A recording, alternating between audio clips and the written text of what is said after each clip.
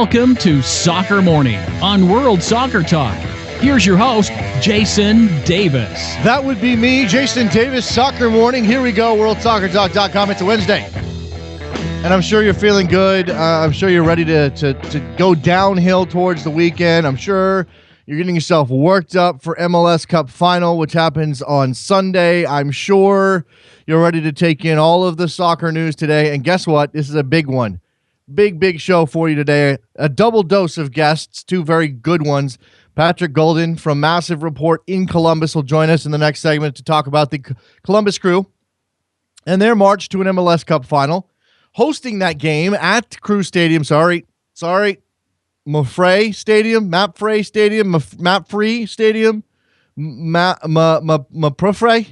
however you say that. Well, maybe we'll check with Patrick and get the final definitive answer on how to say the stadium name. And David Cartlidge, our good friend who covers Spanish football, will join us as well at 9:40 a.m. Eastern time, which I hear is never mind. That's something else. We'll talk about that later.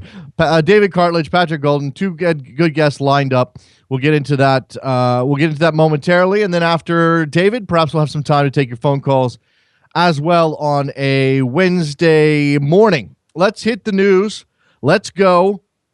Let's start with Ivis Gullersep of Goal.com reporting that DC United will trade midfielder Chris Pontius to the Philadelphia Union, for allocation money.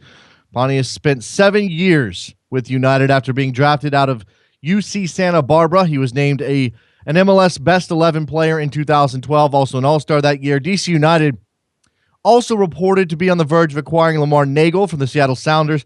It would seem very clear that Lamar Nagel is meant as a replacement for Chris Pontius. Chris Pontius' salary is kind of out of control. I have to go check on it. It's not a small number. Makes you wonder exactly what the Union see in Chris Pontius, although perhaps a change of scenery will do him good. Injuries have been his major problem over the last couple of seasons. Big news in California. Yesterday, the Sacramento Republic have announced a new stadium plan, put out a new website. It's very pretty. Lots of very nice pictures, renderings, stadium porn, as you will. The same day as a city council vote happened, a unanimous city council vote to approve the preliminary term sheet for the $226 million stadium project. The term sheet is not binding. Again, it is preliminary, but it does serve as a good faith agreement should MLS decide to award a team to Sacramento. Remember, Sacramento has been trying. This is part of Operation Turnkey, which was their name for the plan to get all of their ducks in a row so that when MLS said, yes, they would be ready to go, get that stadium underway and be ready to enter MLS in short order.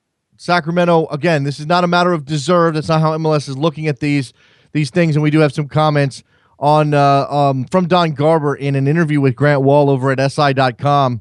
When it comes to the expansion situation, let me just quote this because it does include, obviously, a mention of Sacramento. We remain focused on trying to close a deal in Miami with David Beckham and his partners. And before we can do that, they need to finalize the stadium plan. This is all about the ongoing problems in Miami with David Beckham. So the question for me is not, does Sacramento come in before Miami? It's more, how do we get Sacramento into MLS? And I have enormous respect for the Republic and their owners and everything they've done and the municipal support that they have. I don't know what else you can do if you're Sacramento. You're ready. It's just a matter of MLS pointing at you, saying, come on down. French Prime Minister Manuel Valls says Karim Benzema should not play for France. Benzema is implicated in that blackmail scheme aimed at France teammate Mathieu Valbuena. Real Madrid manager Rafa Benitez, on the other side of things, has backed Benzema, saying that the striker is crucial to Real Madrid as they move forward. Obviously, a big player, scores lots of goals for them. Of course, he is very valuable. Valls, on the other hand, pointing to character issues with Karim Benzema, questioning whether or not he should play for France. Authorities are investigating Benzema's role in the blackmail scheme, but he is yet to be found guilty of any particular wrongdoing. At the same time, in the immediate aftermath of the Prime Minister's comments, Benzema's lawyer has come out. Is it the supporter of Barca or the Prime Minister who's spoken about a leading player of Real Madrid? More seriously, I'm surprised in the dramatic context in France, obviously I'm talking about the terrorist attacks, that the Prime Minister of the Republic might give an opinion in a very preemptory manner, on a matter that he knows absolutely nothing about. I think he has other things to deal with. There's some truth to that, but clearly what the Prime Minister is saying is that Benzema does not represent the values of France and blah, blah, blah. This is politician posturing. I'm not sure the lawyer needs to be worried about it that much. Capital One Cup quarterfinals, got games yesterday, have one game today. Manchester City took out Hull 4-1. Everton beat Middlesbrough 2-0. Go back and watch that goal from Deulofeu. It's fantastic. Stoke 2-0 over Sheffield Wednesday, and Southampton hosting Liverpool today to determine the final semi-finalists in the Capital One Cup for 2015. Remember, it's a tournament that I guess people care about. Copa del Rey games today. I didn't have this in my rundown, but I'll just mention that Barcelona and Villanovense. We'll go with that. Villanovense, which may or may not, game that may or may not include Lionel Messi. I saw a report this morning he may not have trained with Barcelona ahead of that game, but of course it's early stages of Copa del Rey. Probably not as much pressure to play Lionel Messi for Barcelona. And finally, in Spain, Gary Neville has been named head coach, manager of Valencia until the end of the season. This comes as a surprise because there was no indication at all that the job might go to Gary Neville. Phil Neville has been an assistant at Valencia since the summer. Neville replaces Nuno Espirito Santo, who was fired just this past weekend. And what's interesting for Gary Neville is that he leaves his job as a Sky Sports pundit from Monday Night Football there in England, but he does stay on with England as an assistant coach. So this is a risk on the part of Valencia. It's a risk on the part of Gary Neville. It's certainly a risk on the part of a club that needs experience and is hiring somebody with zero. And I don't know why Phil Neville gets left out in the cold. There was rumors that he was going to take over, or at least be a shared caretaker with Valencia until the end of the season, but that has not come to pass. So we will talk to David Cartlidge about this development, who is coming up on the show at 9:40 a.m. Eastern. In the meantime, before we get to that, MLS is the topic. Patrick Guldan from Massive Report will join us. Let's talk Columbus Crew. They're in the MLS Cup final. They're hosting it. It's a sellout, big time in Columbus. We'll talk about that. Don't go anywhere. Be right back.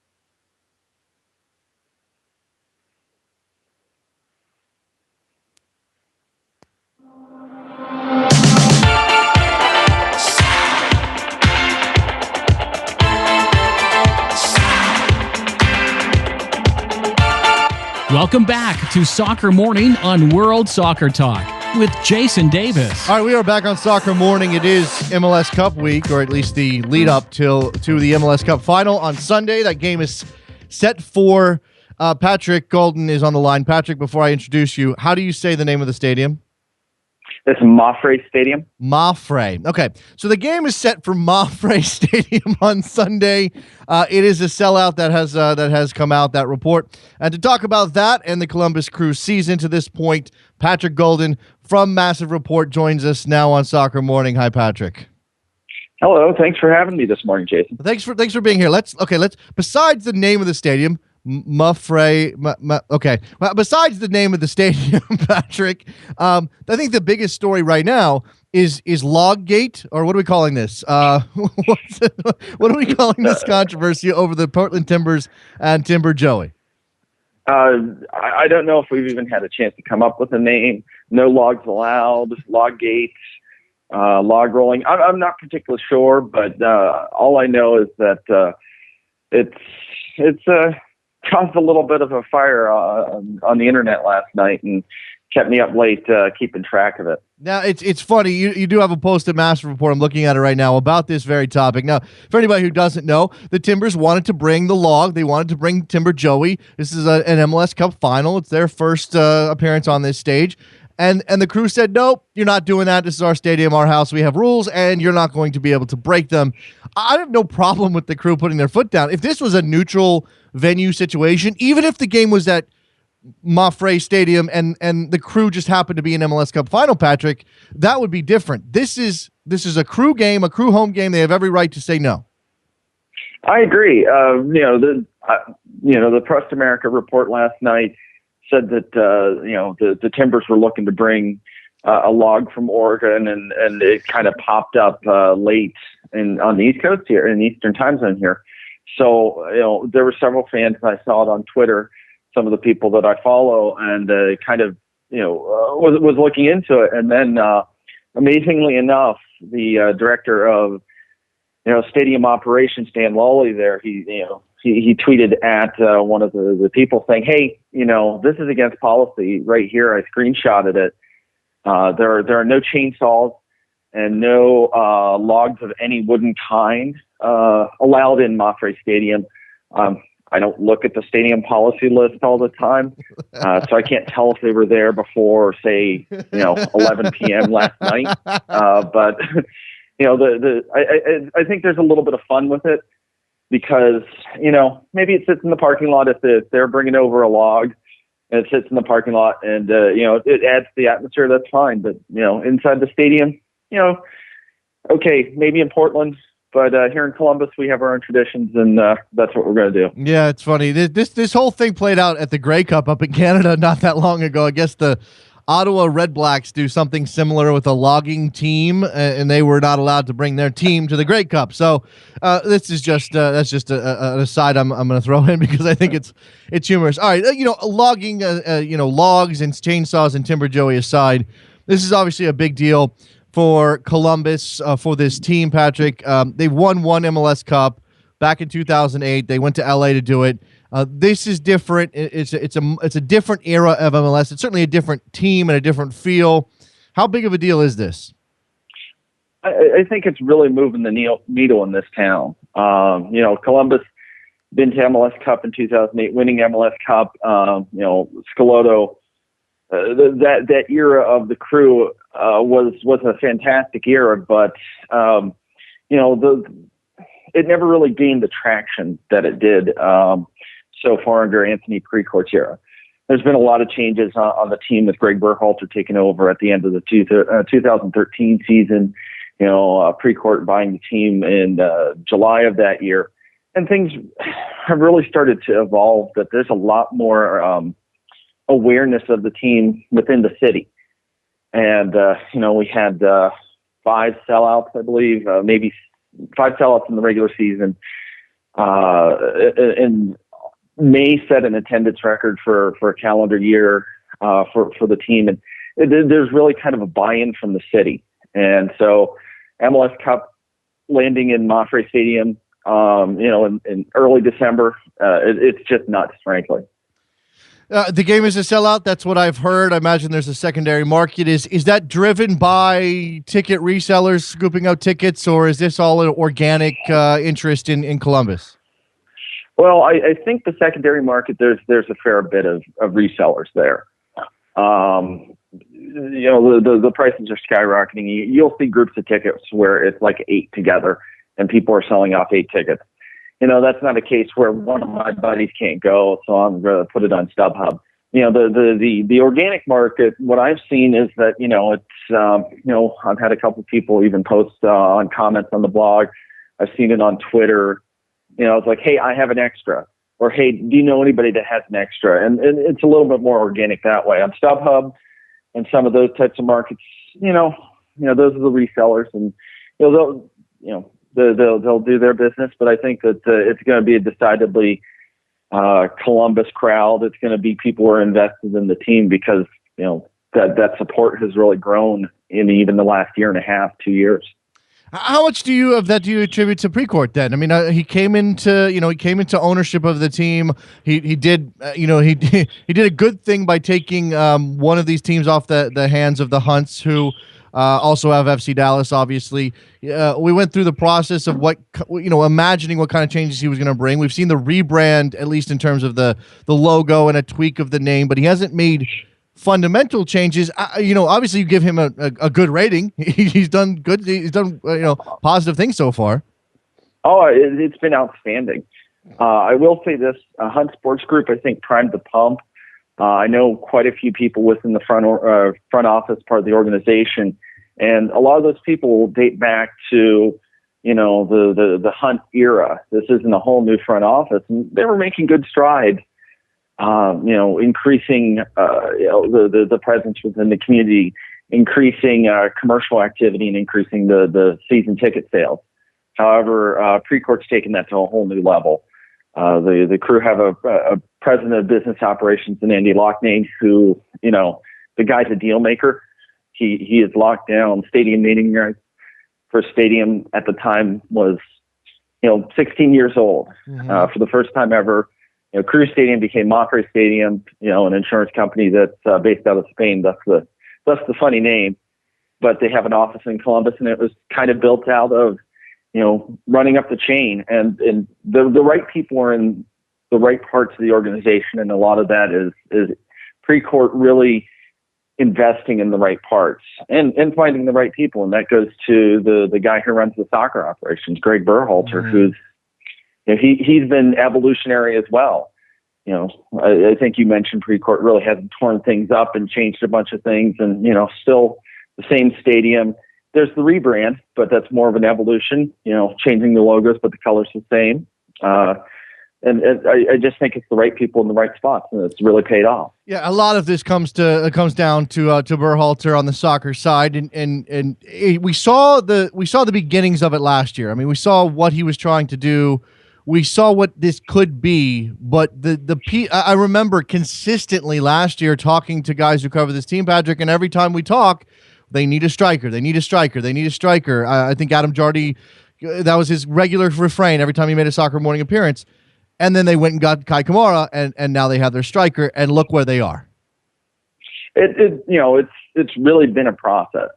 You look at how Berhalter built the team last year.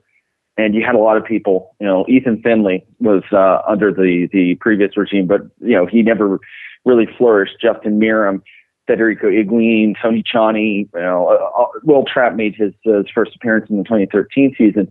But Berhalter was able to take those parts and put it together, and it started to make sense. And it's not that Kai Kamara necessarily fell in Crew's lap, but,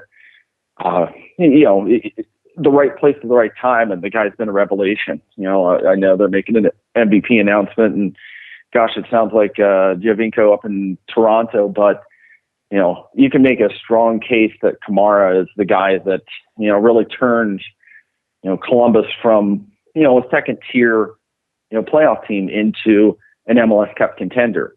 Without him, without 22 goals in the regular season, that defense a little leaky earlier.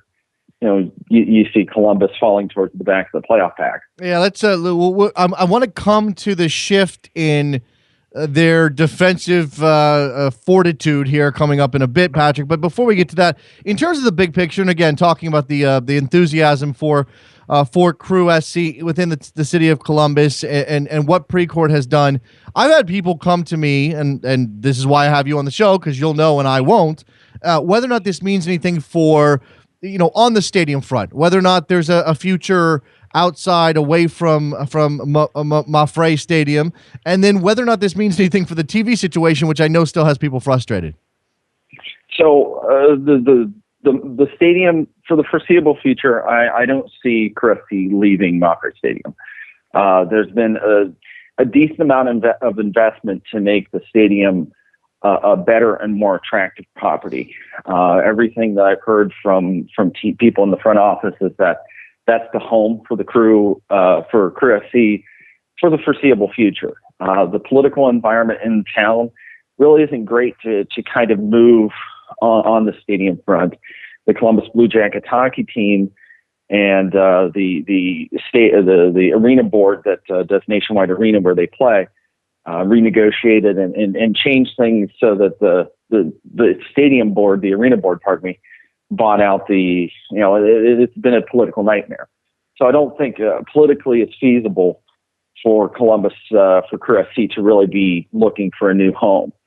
Now, as far as other parts, there's definitely energy around that. In terms of the television? Yes. The television, they're keeping a tight lid. Okay. But what I have heard is that in talking with Andy Loughnane, the president of the Crew, on the business side, he has said that what they did last time, they won't do again. They're not going to lock their fans out. You will be able to watch the team on TV. It won't be a case where, people are upset. And frankly, it's hard to see this team right now on TV unless you have Time Warner Cable, which is not, it's about 50-60% of the city. And that's just not good enough. No, certainly not. All right, so we come now to 2015 and what they've done now. Beating the Red Bulls, that's a pretty big deal, and they staked themselves to that 2-0 lead. And again, so much of what they've done in this playoff season so far, Patrick, is about the defensive strength that they've suddenly shown. And this is a team that was giving up a lot of goals through a good portion of the season. What accounts for the shift in your mind? Well, I think it's a lot of different factors. This team really needs a strong midfield to perform well defensively. And Will Trapp's concussion and him being out until midseason weakened the defense. Mohamed Saeed was his stand-in, but he's more of an attacking player. And, the defense just wasn't as stout. There was more things getting to, at that time, Emmanuel Pogatetz and Michael Parkhurst in the back line. And Steve Clark was facing better shots. They moved to Tyson Wall, and he performed adequately, but he's an MLS journeyman, and really wasn't the stout defender that they had. But Gaston Sarro has been outstanding. He's a bulldog back there. He's a physical presence. He's showering with physical presence that he gets the headers. He's mobile. He can step up into the midfield if necessary. In the playoffs, he picked up 3 yellow cards. So he actually was suspended the first leg of the Red Bull series. And so he adds a little bit of mettle that maybe that defense didn't have. I know Pogatetz has the reputation of a physical defender, but he wasn't quite as mobile. And so if I have to point to one thing, especially over the playoffs, is that Gaston Sarro really stepped up, and Berhalter has evolved his plan so that he now takes on the team that he's facing, which really makes Sunday that much more interesting, since both teams have their philosophies, both teams have their styles, and they match up well. Hey, So as a fan, as somebody who watches this, it's great to see. It's going to be fascinating, and I definitely want to come to what you see, what you believe we might see in this particular matchup on Sunday. And what's different here, and this is something I think people realize, but maybe it's not front and center. What they did against the Red Bulls was that was 180 minutes, and I'm sure Berhalter planned it out that way. Here's our first 90 at home in front of our crowd. Here's our second 90 at Red Bull Arena. Let's break this out and take these two take this job both as a whole and as individual games. This is one game for everything. This is a different situation, and you're going to have to score to win. I mean, I just don't see a goalless draw and penalty kicks, Patrick. So if in terms of what Berhalter did against New York, what is the thing that stands out most in terms of his thinking? And again, is this game planning for the opponent? Is this adjusting because of the way that they were playing? Is it a simple, we just need to be more solid defensive? What was the thinking, you believe, for Berhalter in that series? Oh, you're exactly right on the conference final. Berhalter did plan for 180 minutes, and it was keeping with the same style, but really evolving it to the situation and the opponent. In New York, the Red Bulls had a great midfield this season, and that's really how they kind of controlled the game.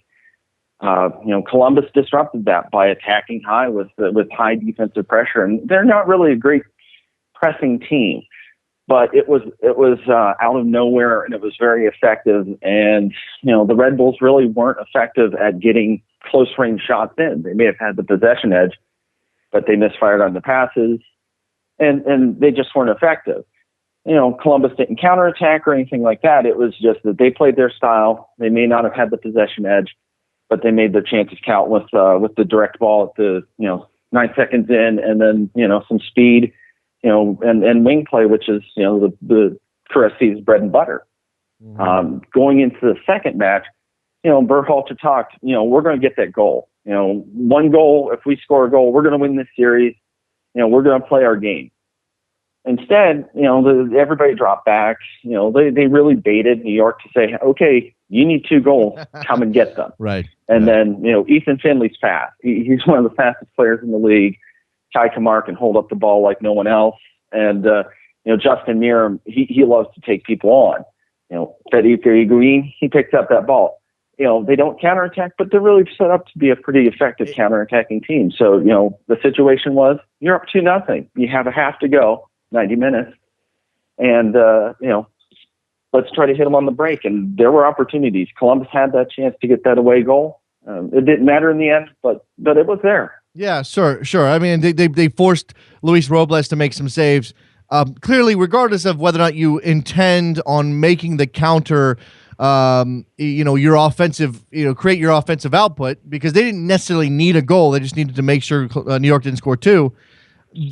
Every one of those guys you mentioned is a release valve for Columbus as they are trying to stop New York. And I guess what's interesting is Berhalter has found a way to balance out the very innate truth that this is a team that likes to go forward. I've compared them to, this is like a thoroughbred, Patrick. They don't want to be held back. They want to run. This is what they do. Not necessarily a direct analogy with running, but they want to go forward. They certainly want to push and try to score goals. I mean, that to balance that out in this series and to create a situation where they could be comfortable defending, but also give themselves the opportunity to release some of that forward energy, I think is brilliant coaching. I would agree. I think you hit the nail on the head, Jason. It was just really astute from the staff to get every player in the right role, so that they were comfortable in it, and that they knew, given this is they play the same system week after week, and only rarely we'll go into a shell or a counterattack, to really have the team prepared. I think coming up, rather than a revolution, it'll be the tweaks, and he has everybody honed in on this team to be receptive to those suggestions. So I think it's interesting that Berhalter, in the first leg, commented that his staff was the one that saw that the left side of New York was tiring, and that's how to attack them. So it really seems like a a collaborative effort from this coaching staff, and it's impressive to see, how they work and how they break down a team and how they look at the film and see the weaknesses. And, with Darlington Nagbe really coming into his own over the last 2 months of the MLS season, I'm really interested to see what they do with it, how they counteract what he's able to do.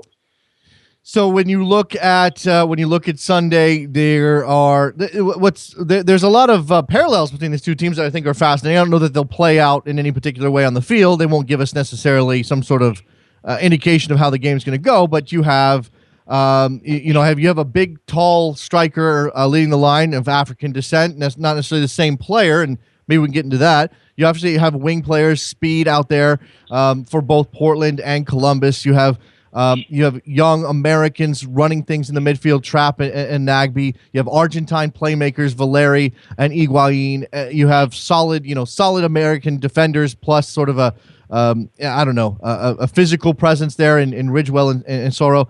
So and the fullbacks like to push. I mean, these teams are very, very similar in a lot of regards. Does that mean anything for you, Patrick? I just think that, like the New York series, it was great to see two teams with a distinct philosophy, who know how they want to play and who are, constantly adapting. Caleb Porter came into this league with a very distinct way of how he wanted to play, and over the course of his tenure with the Timbers, that's evolved. We saw that at Akron. They were able to overpower a lot of teams he was always able to play, but Caleb does really kind of, as he's taken his knocks and as he's had his setbacks, has really tried to figure out, okay, I have these groups of players. How do I make them work best? It's the same way that Berhalter's been, changing and tweaking things that, okay, we now have, this year we have a right back that we can push forward, and that changes the scheme, whereas, last year it was the Eric Gallagher, Josh Williams, not really attacking fullbacks. So they find those right players and they find the right places with them. And the symmetry between the two teams is also interesting, because you have two physical midfielders like Diego Chara and Tony Chani. Yeah. Who, those guys are enforcers, and that midfield battle can get pretty rough. You have Darlington Nagbe, who is calm under pressure, and he can receive the ball and he can keep things moving. Kind of like a Federico Higuain, or even a little bit in case of the outlet for, Columbus is Will Trapp. He'll get into pressure, he'll get into situations, and he's calm under pressure and can receive the ball in traffic and then move it along. So you have those, and, they like to play direct along the wings. Columbus, that's where they live. And in Portland, they evolve, and, Diego Valeri is able to kind of pull the strings when it's necessary. And, Audie's made the adjustment to MLS, and, 16 goals is a testament. Absolutely. But again, I mean, what's interesting, I think, is for all of those parallels, Columbus, both teams used their wings to great effect, but Audie's not the target guy that Kamara is. And maybe what this will come down to is whether or not, the Timbers can get the ball to Audie's feet in dangerous places where he can finish, and whether Columbus can get the ball to Kamara's head where he's most dangerous. I would agree. Columbus likes to cross the ball in, and, Kamara, he's dangerous with his head, and that's a fact, but he's also dangerous with his feet, and his movement is excellent. Kind of like how Audie has adapted. Yeah. And his movement, I think, is quite adept at finding those seams. You have to have really smart defense and really cognizant about the movement that those strikers can do, because they're not just pure finishers.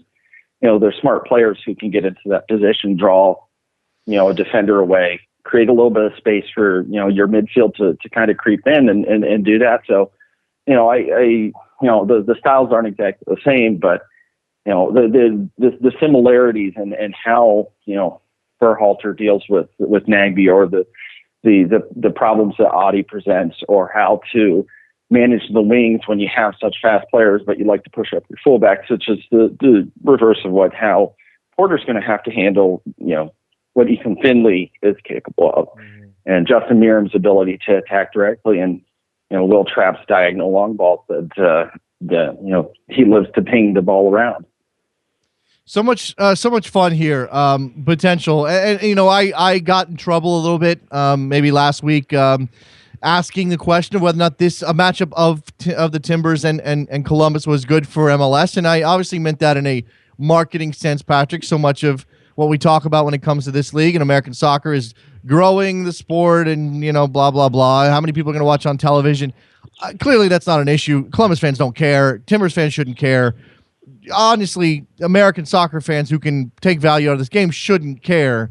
But because in the grand scheme, the most important thing is that on the field, we're probably going to see some fun soccer. That's my hope. I guess my concern is that, you know, cup finals can be, you know, reserved. Either the conditions play a part or both teams don't want to give up a mistake.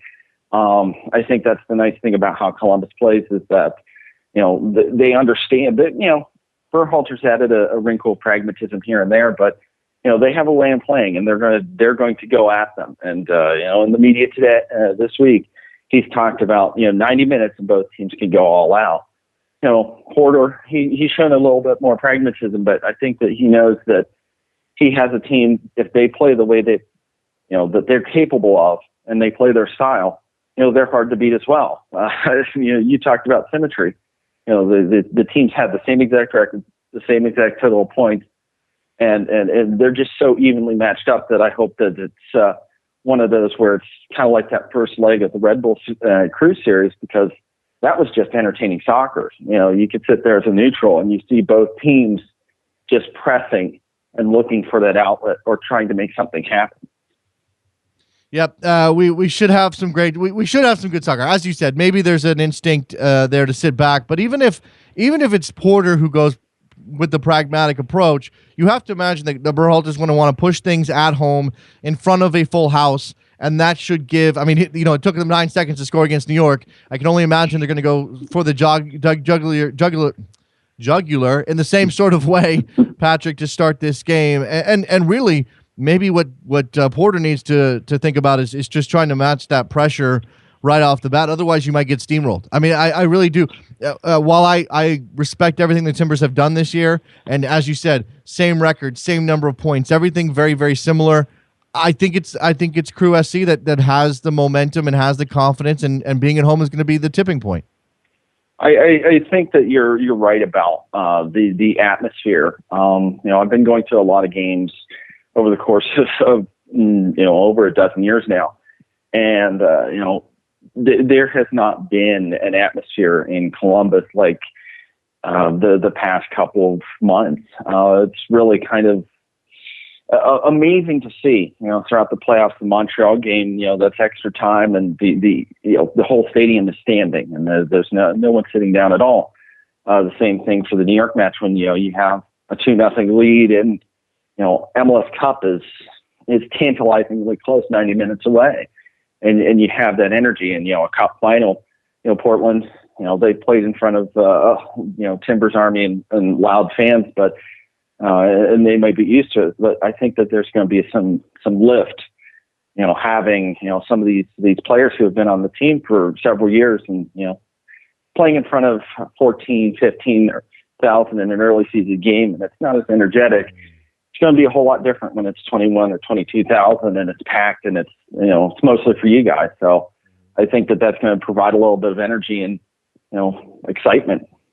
This team's going to feed off of that. And I hope your prediction's right. You know, I would certainly enjoy, you know, Columbus lifting the cup at home, but you know, that's certainly 90 minutes. It's going to be a nervous 90 minutes. It sure will. Sunday, the Columbus Crew hosting Portland Timbers MLS Cup final. Talking about it from the Crew side of things, Patrick Guldan from MassiveReport.com. Go check him out. The SB Nation blog covering the Columbus Crew, and Patrick is on Twitter. I believe it's just Patrick Guldan, Guldan, correct? Actually, it's Guldan MR, Guldan MR. Okay. There you go. So it's Guldan MR on Twitter. Patrick, appreciate the time and the insight, and we'll look forward to Sunday. Thank you very much, Jason. Enjoy. There goes Patrick Guldan. Good stuff from him. Step aside. We'll shift gears. We'll go over to Europe. We'll talk Spanish football with our friend David Cartlidge. The Neville brothers, both at Valencia. It's kind of a weird thing, but we'll talk about it. Don't go anywhere. Be right back.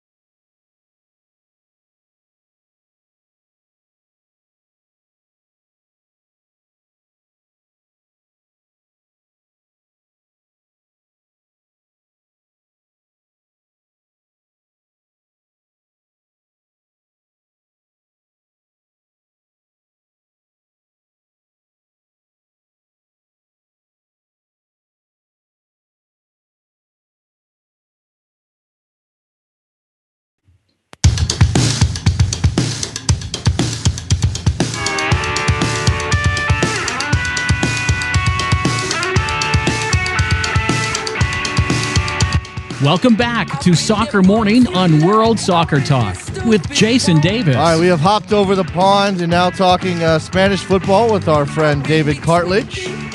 Follow him on Twitter, David JACA. He covers Spanish football for numerous outlets, including BeIN Sports. Hi, David. Hello there. So the Neville brothers are now at Valencia. Gary Neville taking over as manager until the end of the season. Nuno was fired this weekend. This is the big news. It's all over my timeline on Twitter. First of all, how big of a surprise is it that Gary Neville is taking over when Phil Neville's been an assistant there since the summer? Well, on the outset, it does look a surprising appointment, most certainly. But then you need to look at the links that have been formed, in recent years, or between Peter Lim, Valencia's owner, and the Manchester United boys. He's behind Salford City. And Neville. There's just different links there. So when you peel back the layers, you can see it actually makes a lot of sense that Neville has got the job. But he comes in cold, and maybe that's not a bad thing. I mean, certainly when you fire a manager, you don't expect to hire internally a permanent replacement. But this is till the end of the season. It seems like a sort of an odd hedge that he's not a caretaker, but he's not necessarily the permanent choice either. No, it's just till June 2016 that the contract runs until. So yes, he's got till the end of the season for now, and then Valencia will maybe judge it from there. So it's an interest, because there had been other names mentioned, a bit more high profile names a bit more experience.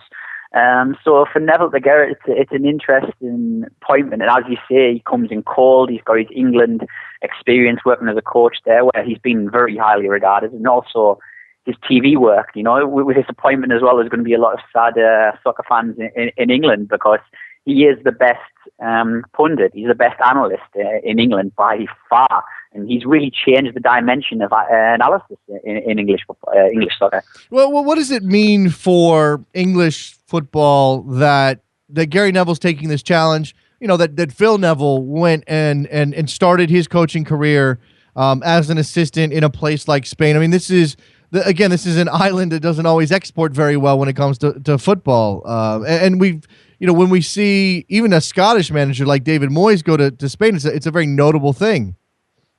Yeah, Moyes is a guy with experience at different levels. He experienced at mid-table level in the Premier League with Everton, and then obviously he went all the way to the top with Manchester United, and then obviously he carved out a career elsewhere in Preston in the lower regions of English football as well. So he went with experience, and he, let's be honest, failed.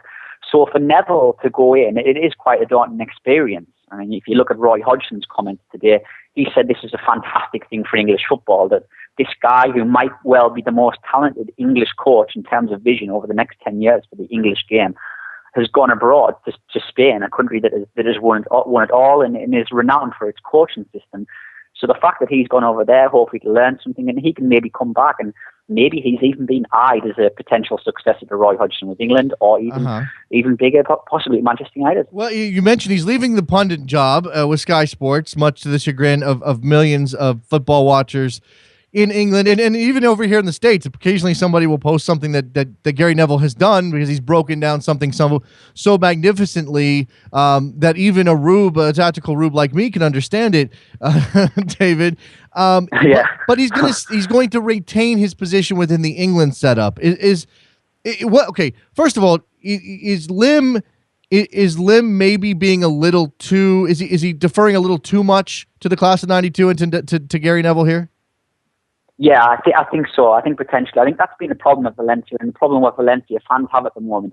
Everything that is being worked inside Valencia, be it now with coaching and also with players, is coming via Peter Lim and his circle of friends and his circle of advisors. Now, we should say he's got no actual football man beside him. There's no sporting director installed in Valencia at the moment. There was, but he left because of a disagreement with how Valencia was being run. So that was the first signs this summer. There were the first cracks that appeared in Valencia over that. And that's the worrisome thing for a lot of Valencia fans. There is no actual sporting director or somebody looking at football matters who's been there, who's played the game, who knows the inner workings of transfer dealings there right now. It's just coming through Jorge Mendes, who it is being judged that he is putting his clients first. He's putting himself first. A very interesting times at Valencia. What kind of? I mean, Gary Neville is he's a very tactically astute guy, but we know that management, especially in the modern game, David, is not necessarily all about your tactics. It's also about managing those men, those individuals, massaging personalities, keeping harmony within the dressing room. Is Gary Neville prepared for that? That's the thing, what we're going to be seeing. And I do wonder, I mean, he's had experience, obviously, with England, but come on, managing a club like Valencia, who are still in the Champions League, who will be expected to finish high in the Liga, it's going to be different than being in a studio and having a few researchers around and you have little video clips made for you. And what you need to do is just maybe go over there and point them out. And like I say, I don't mean to demean him or anything. The job he does is fantastic. The insight he offers is it's brilliant. But he's going to have, like you say, he's going to have to manage egos. He's going to have to think of tactics actually there as well. Not with hindsight. He's going to have to look ahead to games and pick out little things in opposing teams, and also Valencia, judge their strengths and weaknesses. And that's going to be interesting. And then there's the culture aspect as well. Something that, like we said, we were discussing David Moyes. He didn't really integrate himself fully, and that was eventually his downfall, I feel. So Neville is going to have to really, really integrate. Phil's been doing brilliantly, by the way. He's been learning his Spanish. He's still got his Spanish on, and he's trying extremely hard. So that's a good sign. So hopefully he follows a similar suit. Well, it's just, again, interesting to see Phil Neville having been established there at Valencia for a couple of months now, and here comes his brother to ride in and take over the managerial position. With that connection to Peter Lim, as you mentioned, Valencia currently ninth place right now on 19 points after 13 matches. A couple of other places we should go within the league and within Spanish football before we run out of time here, David. I'm going to go to Twitter. We'll get this in. Robert wants to know about the situation at Malaga. Right now, they're in the drop zone, 10 points, tied for fewest number of points so far this season. He says ever since Pellegrini left, they haven't done anything in the league. I imagine it's finances at Malaga. Yeah, finance is a big issue. They came in here they had big owners, obviously came in. They pumped a lot of money. They bought people like Isco, Santi Cazorla. They bought these type of players and then eventually had to sell them due to the financial restraints. And they survived for a little while working with austerity, getting a few cheap players in, a few free signings, a few loans. But it's very hard to keep that up. And Malaga at the moment are failing to continue what they had done so well. And the players who have come in to replace just simply aren't up to the standard of those who have left. And they sold somebody like Samuel Castillejo to Villarreal in the summer, and he wasn't properly replaced. You're relying on young players to come through, and you're relying on cheap signings with question marks over them. So it's been very, very difficult for Malaga. It's a shame to see. And again, I think we're going to see a reshuffle of their pack in terms of sporting director as well. The sporting directors have got such a big job in Spain. When they don't have access to large amounts of funds, they are really relying on their acumen in the market and their contacts. And unfortunately, it's run out for Malaga. All right, let's go back. Let's talk about one of the big clubs with no problems with their finances, and that's Real Madrid. Third place, recently going through a bad period, losing to Barcelona at home in the Clásico. The vote of confidence for Rafa Benitez, usually a dreaded thing. In this case, seems to be that he is going to get an opportunity to settle in further here with Real Madrid. I just don't know. Was it a surprise to you that he was retained? And if it wasn't, what does that mean about the state of Real Madrid at the moment? Yeah, that's basically Florentino Perez. He's covering his own back as he absolutely loves to do. He puts other people out in the firing line, and he likes to cover his own neck. And that's what that move was from him. He's privately admitted that, okay, this hasn't gone as well as I expected. There's relationships being broken here between manager and players. Things aren't really smooth. This is not where I'm saying.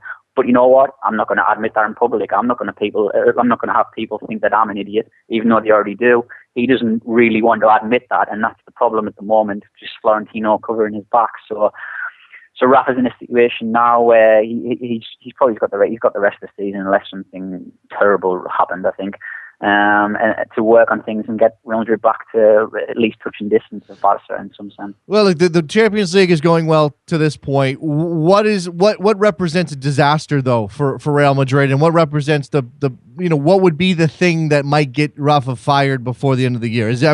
Are we talking about dropping points, on an astounding Chelsea-like level? Is it that? It would have to be that bad?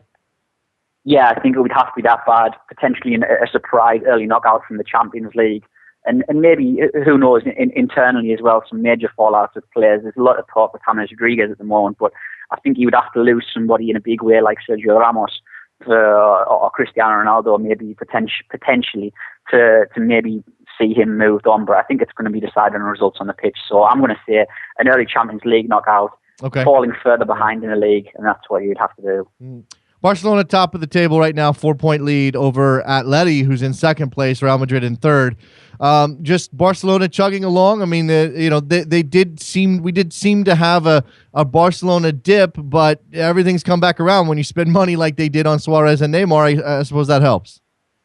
Yeah, of course, those two have carried them through, and like we discussed on the show pre-Classico, those two could have just carried them through anyway, but and they did in effect, and then Messi came on later on. I think Messi could even probably sit up for a few weeks if you really wanted to go and find a beach somewhere and relax there, because those two guys have got it at the moment. But the fact that they've got all three together again, hey, Barca will take it. Yeah, absolutely.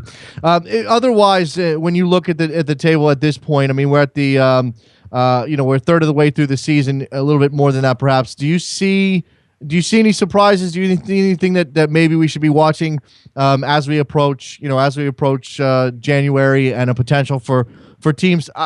Spanish football has, beyond the top two or three teams, hasn't been a spending league when it comes to January. But is there an opportunity at all for some of these teams to improve their squads and make a run, either at a Europa League spot or a surprise finish?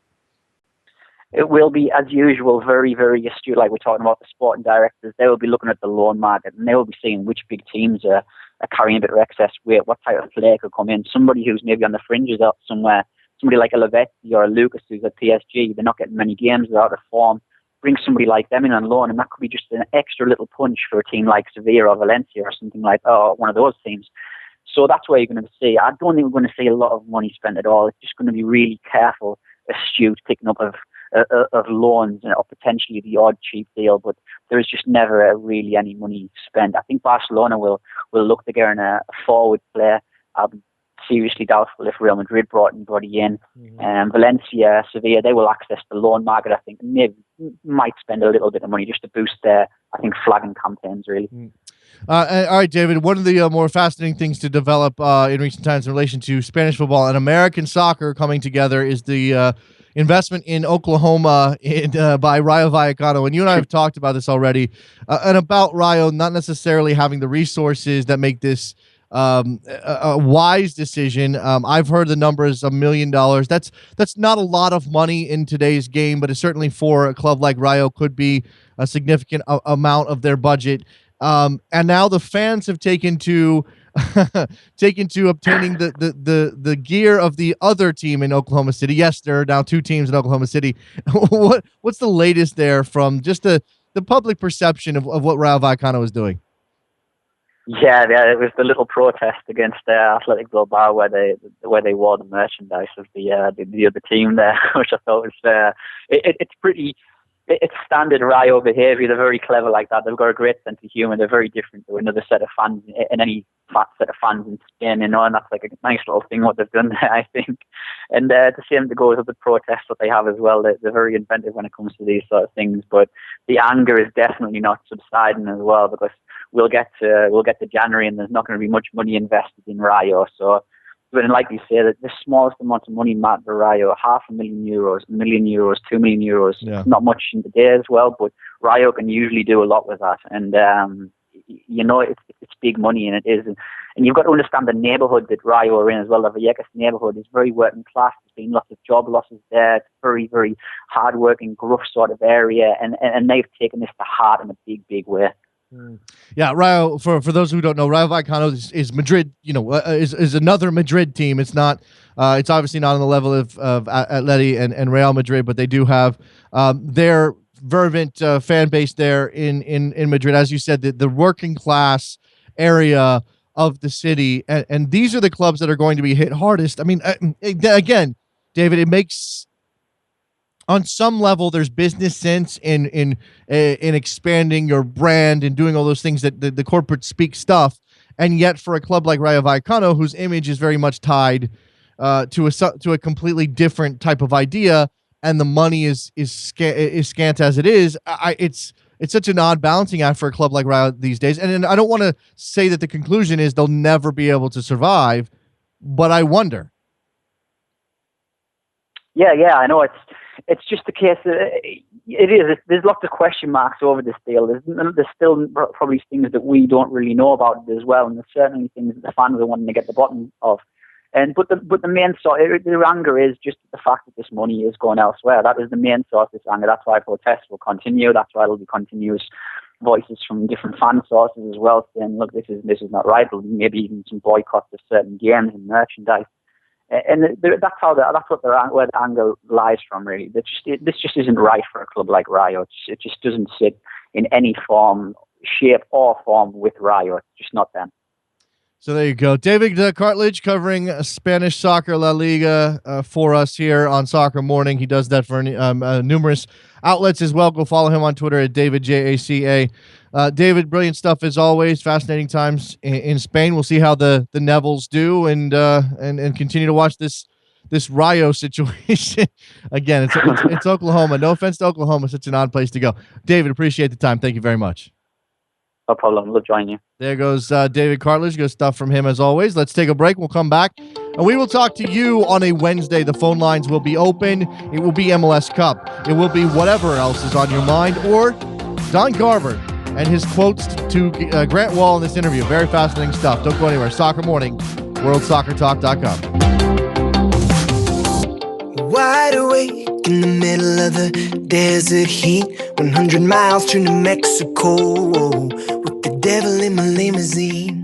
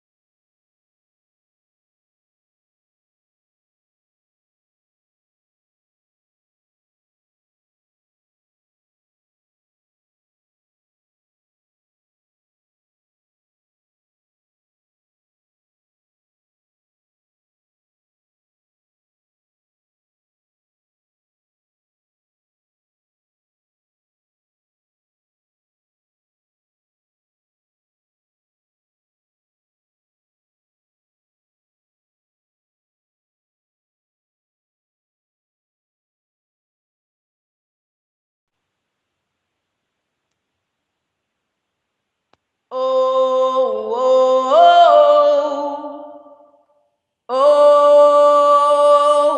I can't get enough of myself. Welcome back to Soccer Morning on World Soccer Talk with Jason Davis. Here we are back on Soccer Morning on a Wednesday. Phone lines all fired up, ready for you. Jump on in, 636-832-3909. Let's start with our man Robert out in Los Angeles, California. Hey, Robert. Hey, good morning, Jason. Good morning. What's on your mind?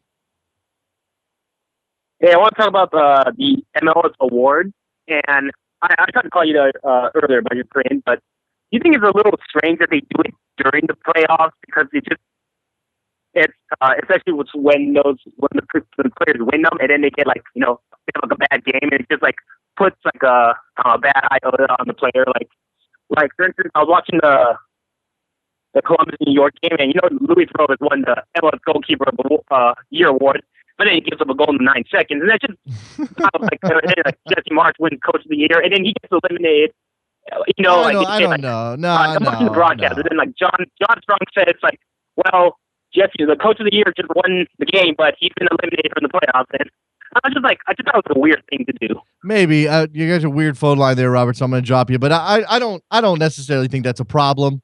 Get the awards out while the playoff. I don't think that's a big deal. By the way, the announcement on the MVP award is today by all reports, and it's going to be in Toronto. They're going to announce Jovinko's MVP in Toronto. Why not?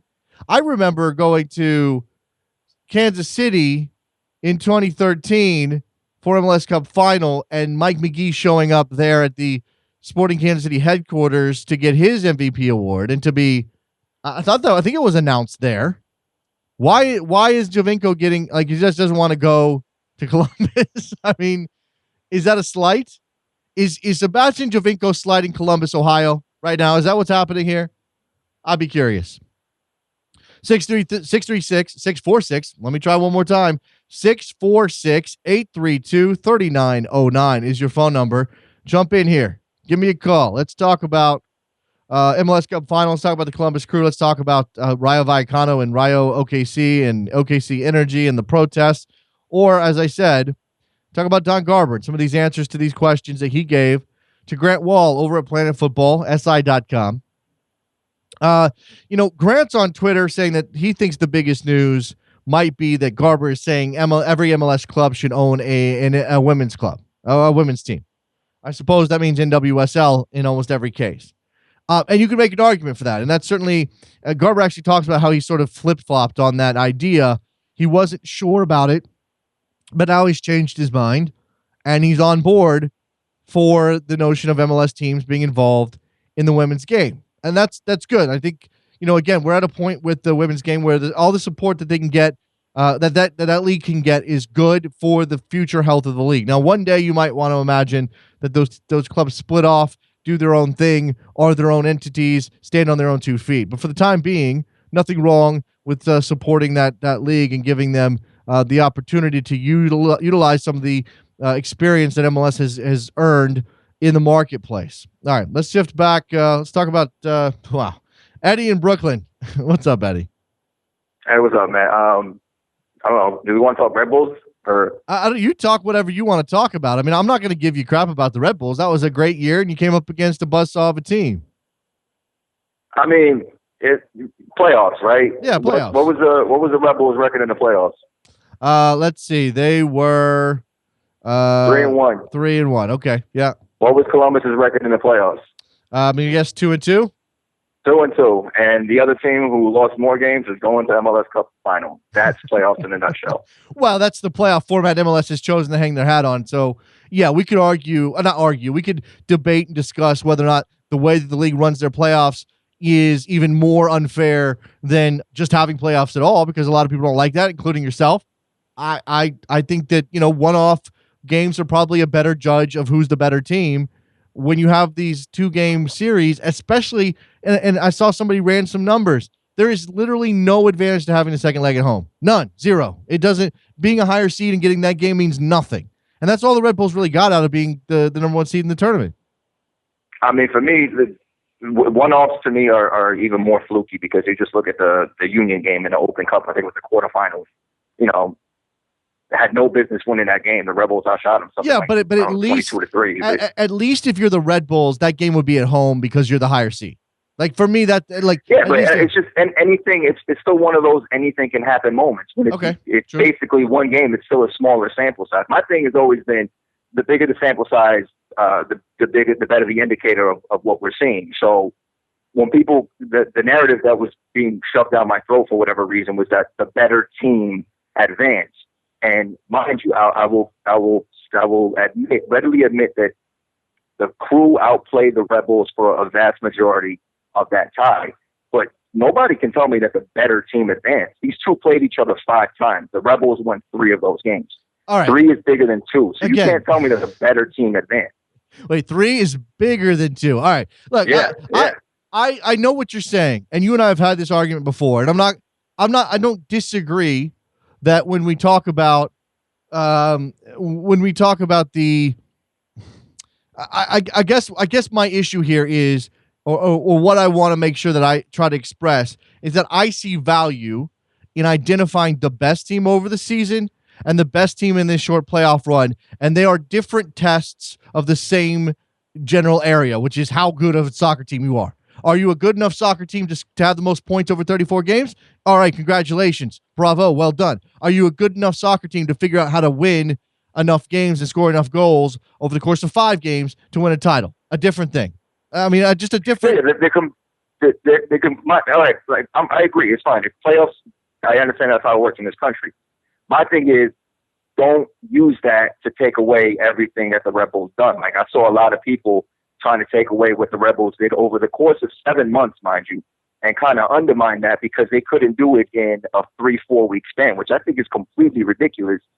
If my sample size is 7 months long and yours is about 4 weeks long, and now you're trying to undermine everything I did, I just don't understand the logic behind that. Well, okay, it was like, well, they proved that they couldn't do it. It's like, well, no, they proved that they could do it for 7 months. If they couldn't prove it to you again, that's a you problem. I feel like I don't want to take anything away from the Red Bulls. I do feel like it's necessary to have people understand where your perspective on this is probably a lot to do with your job, isn't it? Well, no, I mean, it's just you can't Americanize my sense of achievement, right? Like, we won the league and we qualified for Champions League. Americanizing your sense of achievement. Yeah, you can't Americanize my sense of achievement just because we didn't win the MLS Cup. Because some people still hold MLS Cup as the end all be all, and I still don't understand why. The way I view it kind of like the European way. So, like, winning the Supporters' Shield is like winning the league. Winning Champions League would be like winning CCL. And winning MLS Cup is like winning the FA Cup. It's just like very exclusive FA Cup. Okay, fine. I think there's validity there, but I don't think you can blame fans either. And maybe fans should not be dumping on the New York Red Bulls today or in light of their loss to Columbus. But I don't think you can blame them either, Eddie, for feeling let down because they've been through this before with this team a number of times. The chance to go and win the one trophy that is still regarded as the biggest by most people or by the history of the league. And every time that they get close, every time they have a team that looks like it's capable of doing it, they manage to trip over themselves or they manage to come up against a team that has game planned them out of their whatever they do. I mean, and I think that's sort of the trouble here is when you look at what the Red Bulls did over the course of the season. Okay, lower stakes games. We managed to score a bunch of goals and win a bunch of games and win a trophy, and that matters. And maybe that makes them the best team in the league. I mean, I had them number 1 on my power rankings, Eddie, no matter what. But when it came down to beat that team in front of you, figure out a way to beat that team in front of you, like it's the last day of the season and the winner gets the trophy. You couldn't do it. You couldn't figure out a way to do it. Well, I mean, they did beat them. They beat them 1-0. They just didn't beat them enough. And that's what I'm saying. Over the course of that kind of thing. Yeah, they won 3 out of 4 games in the playoffs, and they got sent home. And I understand. You have a right to be upset about that if you're a Red Bulls fan. I was too. You want to win the double. You want to win all the trophies you can. It's just that I think people are still hung up on getting that money shot. Because when you win MLS Cup, that's the last thing people remember. Because you win Supporters' Shield, you still have to play for another month. Yeah. And as opposed to in other leagues where you win the league and the cup final, they're kind of like in the same week, and you can kind of get over one because you've got the other one the same week. And I think that it's that money shot that Red Bulls fans are still yearning for. I just personally don't care. Okay, it's fair enough. If we win it, we win it. Fair if we don't, we don't. Eddie, I got people waiting. Do you want to hit on something else before I go? Yeah, Grant Wall before Thanksgiving said that USMNT are going to be they're going to be seeded for the Copa America. It's like, is this a thing that we're doing now? We're seeding like the 3rd best team in CONCACAF. I have no comment on that. I didn't make that decision. I'm not going to defend that stance. So I have no comment. If you want to take your shot, you can take your shot going out, Eddie. Appreciate it, man. All right, man. Yeah, good stuff. Oh man, just had bombs, just dropping bombs. I mean, he's obviously bitter. Mark Fishkin, we're going to continue the Red Bull talk. He joins us now. Hey, how are you, sir? I'm doing okay. I'm a little less bitter. Okay, why? Just a little. Because you've been numb to it. Well, I mean, listen, we've seen this movie so many times before, and my 11-year-old son was despondent leaving the stadium the other night, and I'm like, hey, we had the game at home this year. Last year we had a 4-hour bus ride home from New England. Like, this is great. We got a 20-minute ride home. Small victories. Yeah, right. What else is on your mind? The Red Bulls, I just want to share the Red Bulls announced their option declines for this year. While the show's been going on, and while it was previously reported that Roy Miller and Dane Richards have departed. Those eras officially over. A little bit of surprise among Red Bull fandom this morning that options for Parnell and Sean Wright Phillips were not picked up, although Ali Curtis did announce that he's negotiating with those players. And already this morning, as the news broke, fans of other teams are very, very quick to raise their hand and said, "Oh, we'll take Parnell. No, that'd be great. Thank you very much."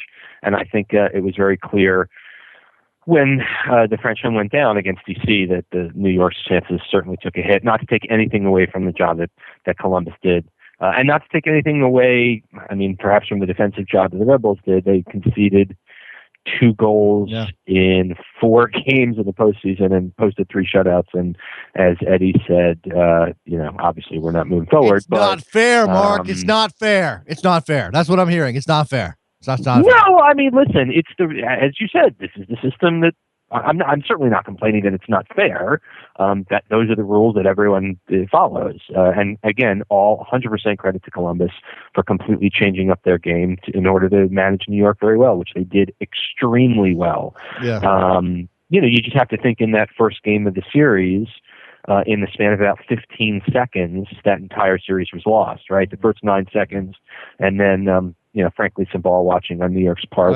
And that was it. And, it's a game of mistakes, and 2 mistakes were made, and New York's not playing in the last game of the season. But as you had said, and as Eddie had said, nothing to take away from the accomplishments of the team. Most wins, most home wins, most goals, the CCL and Shield, and with the lack of expectation on this team, they had frankly a magical season. And next year there will be the weight of all of that expectation on them, and it'll be interesting to see what year 2 of Curtis Marsh brings for this team.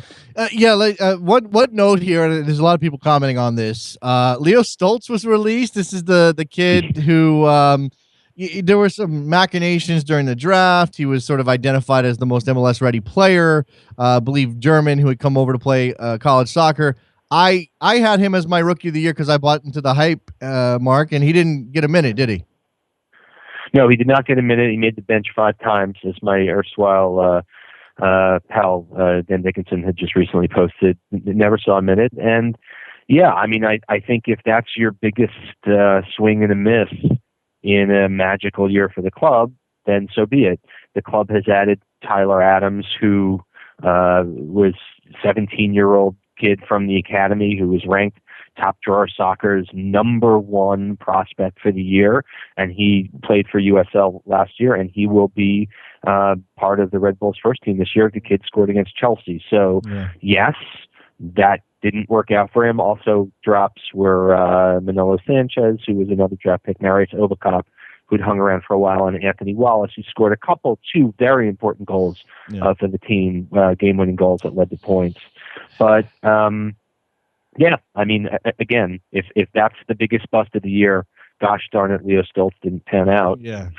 With all the success they had, I'm certainly ready to take it. Absolutely, lots of good. Thanks for the call, Mark. I appreciate it. One thing that is wrapped up in all of these moves teams are making, the declined options, players being released, is some talk about the homegrown player situation. Now, we spent a lot of time praising FC Dallas for the number of homegrown players that they had in their lineup and how much they relied on their academy, and it's been a brilliant thing to watch. But there is definitely a problem with the way clubs are going about the signing of homegrown players who then are released a year or 2 or 3 later. I saw numbers, and I'll try to find them. I don't want to get them wrong, but a good portion of these players are no longer in MLS, and a good portion of these players have never seen the field or seen less than 90 minutes. It's not great. I mean, there are some good stories.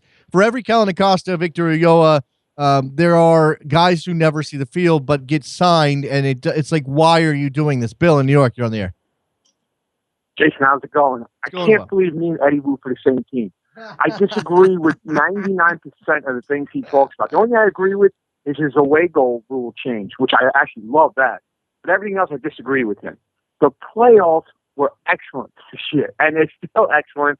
And I think he analyzes teams for a living. Yes. Is that right? Yes.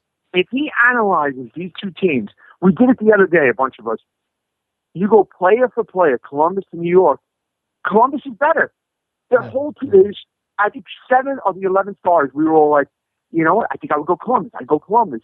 If you really analyze it, they were better, and they won, and that's the way it should be. And the playoffs work, and the playoffs are great. And you can't get away from the playoffs. Okay, fair enough, Bill. I appreciate the response, man. I'm on limited time, so I'm going to let you go. Appreciate it, man. Thanks a lot. Hey, let me throw out one more thing. All right, go ahead. I love you looking for a scandal. You should be a Red Bull fan looking for a scandal with Jervinko not going to Columbus. Red Bull fans would find that scandal in a second. That was great. I appreciate it, Bill. Yeah, I don't know if I'm looking for one, but I do think it's funny. All right, Mike in Philly, you're on the air. Hey, Jason. Yeah, I'm just chiming in. Eddie's nuts. I mean, dude, Red Bull fans, come on. You won a trophy. You're in Champions League. And the seeding does matter, let's be honest. You get the weaker teams. And if Eddie's so hung up on the regular season placement, you're going to want to be playing the weaker teams. So your seeding does matter a little. Home field advantage, depending on when you played in what leg. Maybe not so much, but, I mean, your actual opponent matters. And, dude, come on. I mean, World Cup's a straight knockout tournament. I think is there a big controversy there? And look, I'm sure I'm not going to speak for Eddie, but I'm sure he would draw a line. Look, you say different competitions, and they're different competitions. MLS is all one competition, a regular season, 34 games, a marathon, travel and heat and bad surfaces and injuries and all those things that you have to navigate, and that's a better test of a team and a better measure of who's the best than a sprint to an MLS Cup. And I don't disagree with him, but what the issue I take is that he doesn't see it as two facets of the same competition, where that's sort of how I view this. Okay. Yeah. The supporter shield isn't valued highly enough in MLS. Part of that's the lack of a balanced schedule. It's very difficult to know, it's very difficult to say for sure that the Red Bulls are the best team when they haven't played everybody the same number of times. And we're not going to get a balanced schedule. We're just not. That's exactly why we need playoffs. I mean, if you're not going to have a balanced schedule, which is going to be impossible going forward as the league continues to expand, you need playoffs anyway. So, just to reinforce that point. Yeah, look. But I wanted to touch on Garber and the NWSL teams. Yes. I mean, how far down the road is he talking? Because, I mean, if we're to believe everything they're pumping out of the MLS front office, not every team's really going to be viable to be propping up NWSL teams, which, let's be honest, probably aren't all that profitable. No. Well, any profit at all, maybe in Portland. I mean, don't get me wrong. I have a 3-month-old daughter now, and I would love for a Philly women's team to come up. But, I mean, to be pressing this agenda on MLS teams, I'm not sure that's the. Well, I'm not sure he's pressing an agenda. I think he's just saying that the opportunity is out there. Now, there are other things in this interview that I think are not necessarily more important, but more of the moment. And one of them is the discussion about NYCFC. And Grant Wall says, you pushed hard for the second MLS team in the New York area. NYCFC did well attendance-wise in its first year. There's buzz in the city. On the field, it struggled and fired its coach. There hasn't been any stadium progress. What's your view? He goes on and talks about relevancy in the community and capturing the fan base and averaging 29,000 and some of the struggles that they've had on the stadium front. Stadium projects are difficult. We know that because we've just completed our 15th. We'll soon have 20. Every single one of them is hard. It took us 10 years to get Via Stadium done, so it doesn't frustrate me that we don't have an immediate plan for NYCFC. What I'm encouraged by is how much time they're spending working on it. They are fully committed to it. They wouldn't have had a team if they didn't have that commitment, and we'll continue to work hard with them and the city of New York and landowners to find the right site. I'll tell you that the Man City folks are very passionate and committed MLS owners. I speak to them all the time. Farron Soriano is a very influential member of our board in a very short period of time. They're terrific. He talks about, and then he says, so then Grant Wall says, and you're okay if NYCFC is in Yankee Stadium for 5 years or more, or 5 more years. And Garber says, I don't know how many years they'll be in Yankee Stadium. As a temporary solution, it's fantastic, and nearly 30,000 fans a game is pretty cool. That's not enough for me. Like, come on, really? Like that's as far as we're going here? Go ahead. And I listen to you all the time, and I know that's not enough for you. Honestly, New York plays by a different set of rules, and that's the reality of it. I mean, if they're getting 30,000 in Yankee Stadium, I know the sight lines probably suck. I haven't been up there for a game yet, but I know it's not ideal. You don't want to be sharing or playing on a baseball field. It's not going to be the best quality in terms of the stadium. But New York is such a monster that having the second team there, especially in the city limits, I think that's worth that little bit of a hit. Come on, Mike, 5. And especially the money that Man City brings. I mean, Villa, even bringing back Knicks, they're going to be just trotting in superstar after superstar on that team. Whether it gels or not is a moot point, because when they bring in more stars to New York City, it's a destination city, and it's going to bring more eyeballs to the league and more money in general. Okay, so fair enough, Mike. I think it's a calculated risk. Okay. Look, I just think 5 years, that's ridiculous. Thanks for the call, Mike. Appreciate it. That's a ridiculous amount of time. And I don't know, that's not Garber saying they will be in Yankee Stadium in 5 years, but we haven't seen any real movement at all. And I know that some of what's going to happen in New York has to happen behind the scenes, but it's just, again, Trevor says if they keep drawing great crowds, who cares? It's still okay. I mean, maybe that's all that matters. Great crowds, that's all that matters. It doesn't matter that they're playing in a baseball venue. It doesn't matter that the Yankees are every year going to kick up a fight about this. It doesn't matter that the venue is terrible for television. It doesn't matter that. I mean, I'm asking. I'm not necessarily saying one or the other. I'm asking. By the way, just to throw this in, I have no idea whether or not this is going to go anywhere, but Brian Dunseth on Twitter favorited this. He took a screenshot of a story about that Chinese investment in City Football Group, 265 million pounds. With the 265 million pounds, the City Group has cash to invest independent of Mansour's royal wealth, which they could spend building the new stadium required for New York City, the MLS franchise acquired 2 years ago. So, if you bring that amount of money to the table, you might be able to get something done. But again, we're talking about limited land availability and red tape in New York City. It's going to make it very difficult. Here's why it matters, because I want it to happen, because NYCFC in their own building on the island or in the city of New York, in one of the 5 boroughs or one of the 4 boroughs taking out Staten Island, is a massive thing for MLS. Yeah, 30,000 at Yankee Stadium is big too, but come on. We know that a stadium, a glittering new, brand new, fantastic state-of-the-art stadium in New York featuring an MLS team is going to be something special. That's why we want to see it. All right, that's going to do it for Soccer Morning on a Wednesday. Thanks to everybody who called in. You guys are all brilliant. Thanks to Patrick Guldan from Massive Report. Go find him on Twitter, Guldan MR. Go find our friend David Cartlidge as well. David, Jaca. Fantastic stuff on La Liga today. We'll be back tomorrow with the Thursday edition of Soccer Morning right here on WorldSoccerTalk.com. See you then.